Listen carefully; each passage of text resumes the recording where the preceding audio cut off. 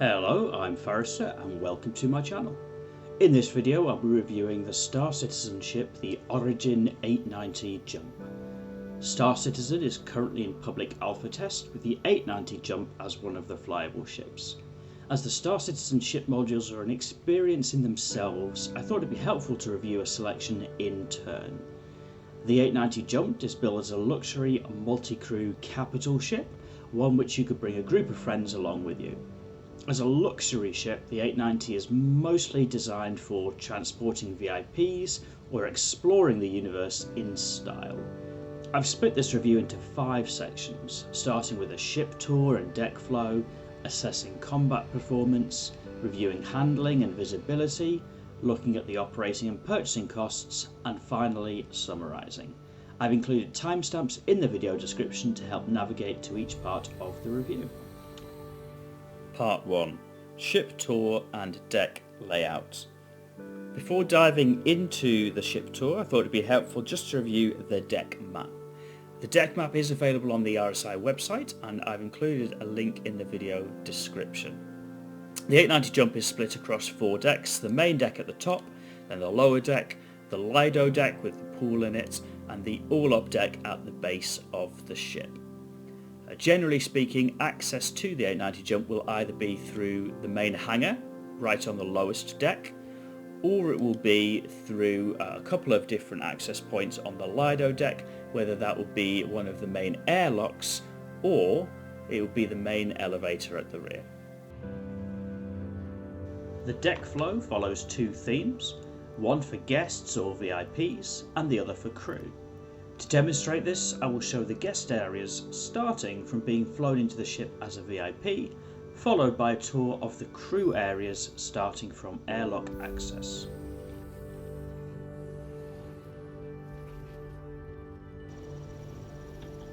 So this is the main hangar deck of the 890 Jump. It has deployable doors and also a ramp, so you can either take the full ramp up or just toggle the doors, and the ramp does have gravity as well. From here, the main guests would go through this door here into a waiting area. The door is airlocked, and the waiting area has a seating area for incoming or outgoing flights, as well as some nice decorations. Helpfully, the guest's door is also marked to help with the flow. Moving through to this corridor passes through the med bay. The med bay is equipped with a full medical suite that can be used as an ICU respawn point in-game. Moving further down the corridor, it's very clear as you come through this area here that this elevator is for guests and that the area here leads for the crew access.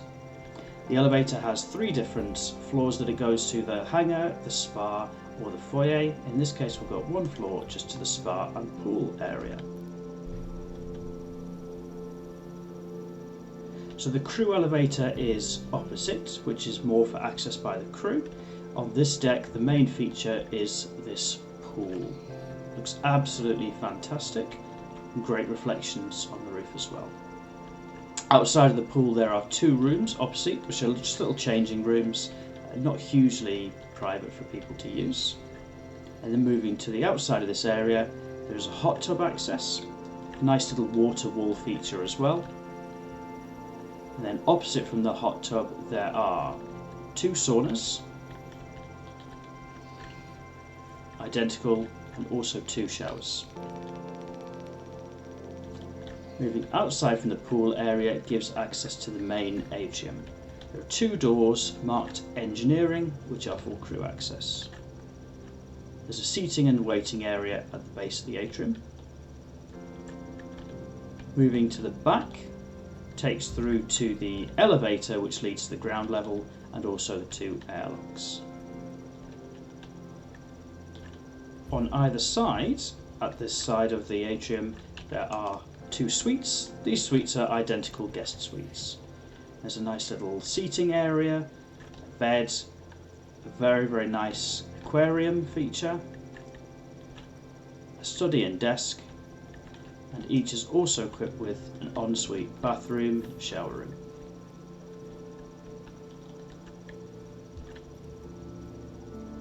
Moving towards the second deck, there's a nice monument, and the main feature of this deck is this part here. This elevator is the second floor from the hangar, and on either side there are another 2 suites. These are identical to the guest suites that we've just looked at on the lower floor. Outside the bar there are 4 bathrooms, which leads through to the main bar area. This is a very neat feature of the ship. There's a selection of some private seating as well as some more public seating. There's a door as well which leads to the crew area. Moving ahead from the bar, you get through to the restaurant and dining area. Very nice views all around the front of the ship, and it leads then through to the conference area. Again, fantastic visibility. From this point here you've got really strong angles, get a good panoramic view. Moving back through the bar area up to the atrium again.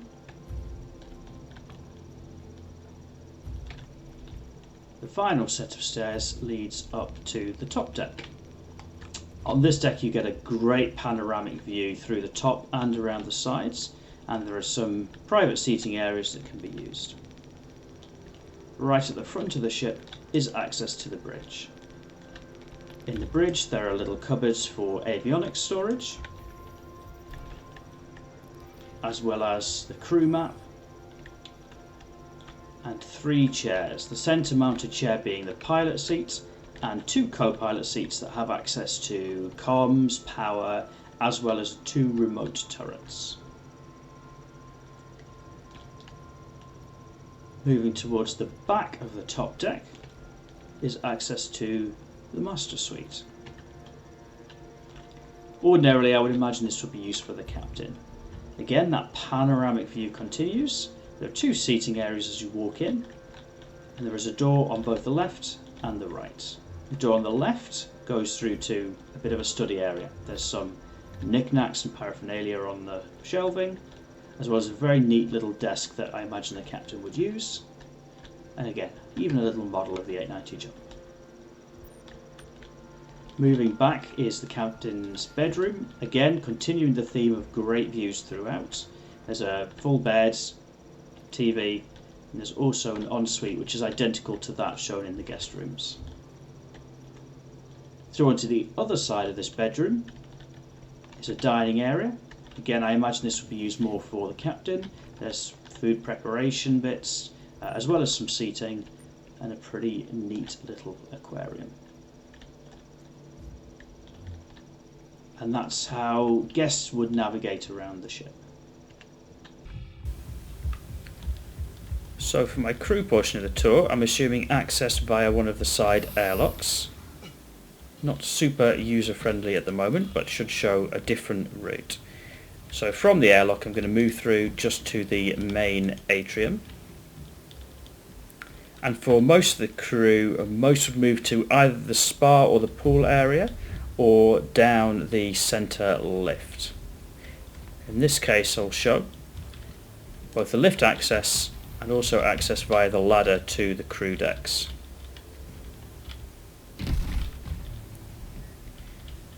Moving down either of those 2 lifts or the ladder access takes to the main cargo bay at the rear. The main cargo bay's got a lot of storage in it. In this case we've got loaded up a couple of rovers, but actually once you're able to store cargo on this part of the ship, there's a huge amount of space here for the cargo. On either side of the cargo row are 2 engine rooms, which look absolutely awesome. Very kind of Star Trek-esque, and also lead to the 2 crew lifts. At the back of the cargo bay is a gravity generator.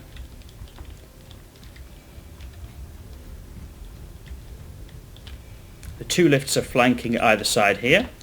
This part of the ship takes to the armory, where you've got storage for weapons. You've got 4 different racks, and the guest elevator which takes up to the next phase.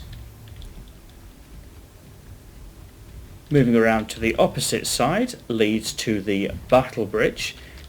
The captain's seats and the two remote seats do fully work in the battle bridge, albeit at the moment visibility is limited. Also got access to escape pods for the crew.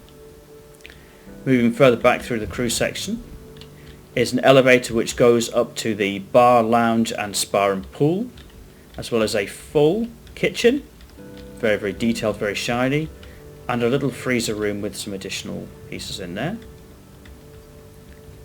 Moving out of the crew kitchen takes to a crew waiting room. There's various drinks machines, as well as some seating for the crew, television screen, table, and individual crew berths. Not as fancy as the guest rooms, but still very nice.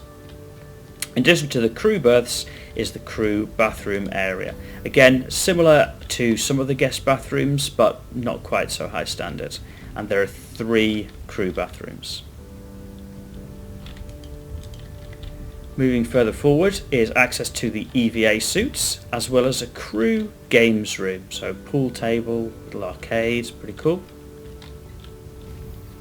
And then moving all the way front takes through to the hangar bay. Again, the limited cargo storage that is currently equipable is in the cargo bay. There's a hoop for basketball, as well as access to the turrets. And all the way at the front of the cargo bay, of the hangar bay, is access to another turret.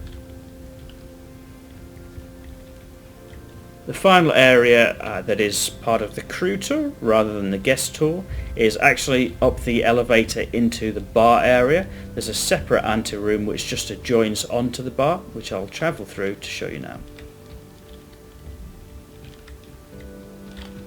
Albeit the crew, you can see here, it looks very, very industrial compared to the guest access. This elevator is placed in such a way that the guests will be able to see it. In fact, the guests could use it to move from the spa area to the dining area. It could be more clearly marked as being for crew use rather than for guest use, as particularly on that second deck there, it's not obvious. And that just moves up to this area here, which leads into the bar.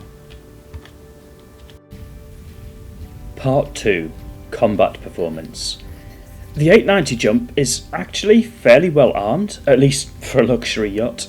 The primary armaments are 2 remote turrets, each armed with 2 size 4 weapons, and 2 manned turrets armed with double size 3 weapons.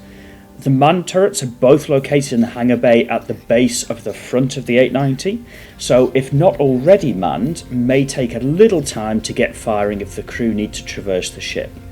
The remote turrets, on the other hand, can be manned from either of the co-pilot chairs on the bridge or the battle bridge, making them more readily accessible. The missile mounts are also located in 2 missile turrets directly ahead of the bridge, which can be remotely manned. The missiles at size 3 are fairly powerful against smaller attackers and can also be operated by the pilot when the missile turrets are not in use. The combat performance can be further enhanced by the option to deploy a fighter from the hangar bay. The bay is fairly large and we've been able to fit fighters up to the size of a Sabre in there with no difficulty. We're now a pocket carrier. The 2 Capital class shield generators that are fitted give a real sense of safety and security on board. Attack from any of the AI currently in the Stanton system gives me no cause for concern, and I feel that the crew have plenty of time to make it to one of the turrets in order to return fire. I wouldn't necessarily take the 890 jump out for combat missions, simply because of the operating costs, which I'll discuss later, but I'd feel very safe on board if attacked. Part 3. Handling and Visibility.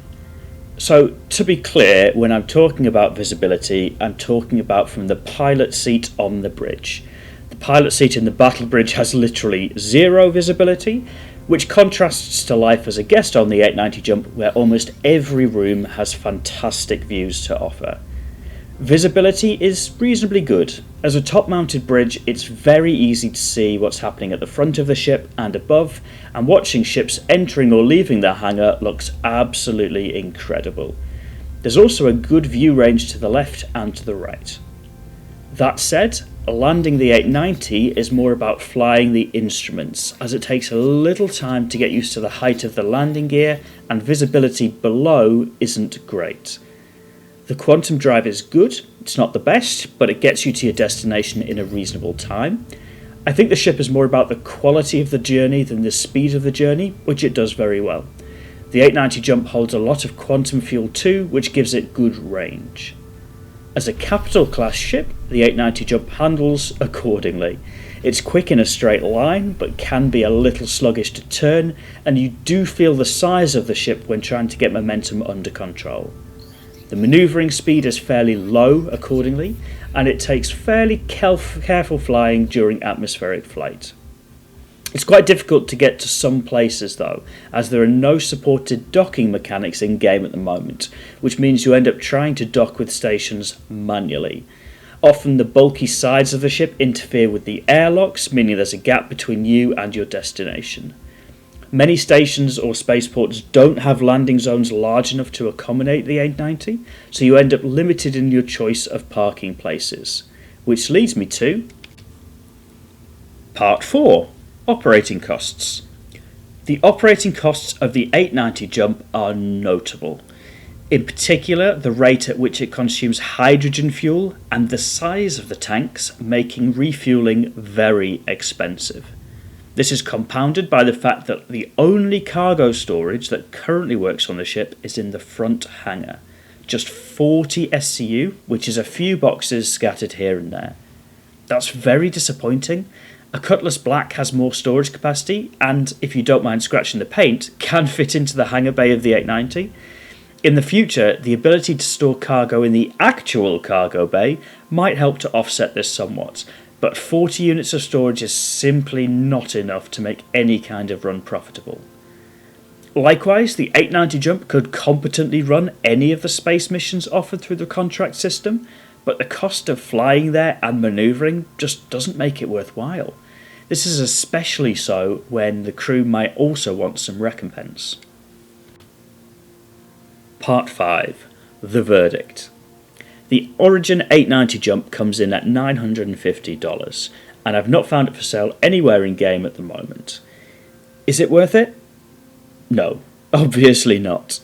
But in the same way that I'd say a luxury yacht in real life is not worth it, this is a ship for people who don't care if it's worth it. They want to fly around in style or be flown around with their friends, and it does that very well. And it's not all bad news for the 890 jump. The bundled 85X is actually a really useful little ship for travelling around, has an incredibly fast quantum drive, both easy to manoeuvre in space and planet side. The ability to load up a whole manner of vehicles into the 890 cargo bay means it's quite possible to head out to explore in style without any real worry about being thrown into a combat situation you can't handle. Loading up a selection of fairly sizable ships into the hangar at the front makes it a nice meeting point for friends, and the views that it offers make it a very interesting place to be when exploring the universe. All in all, I've enjoyed my time on the 890, but I think it's just too extravagant to have any utility in my Star Citizen experience. I hope you found the ship review useful, and if you enjoyed the video, please press the like button and subscribe to be notified of future content. This is my 4th ship review video, so if you've not seen the others, feel free to check those out too. Please also share any of your own thoughts on the gargantuan 890 jump in the comments. Thank you to my Star Citizen organisation, the United Space Confederation, for helping me to crew this mammoth, and I've shared their details in the video description. And finally, thank you for watching, and I hope you'll hear from me in the next video.